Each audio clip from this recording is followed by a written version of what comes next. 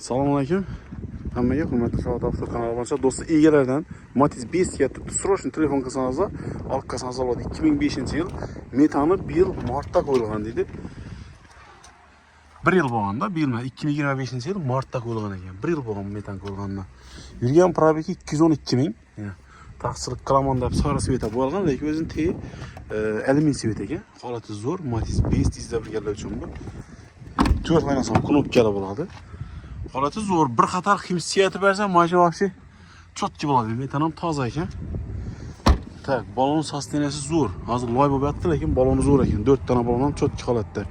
Do'stlar, narxi 20 million so'm. Bittadan onun narxi. Srochniy telefon qilasizlar, olib ketaverasizlar. O'zimiz nomerini yozib qo'yamiz. Egasining nomerini yozmaymiz. O'zimiz nomerini telefon qilasizlar. Bemalol bu yerda ko'rishib barabar o'ramiz do'stlar. Holati zo'r. Generalni chiqadi qarang.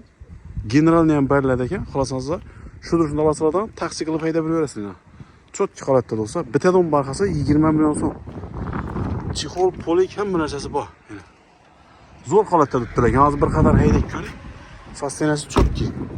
Arzon mashina zarurlar uchun bu do'stlar 20 million so'm. Ishtir. Gelachilardan ketaverasizlar. Like bosam, videoni arzon mashina zarurlarga tashlab qo'yamiz do'stlar.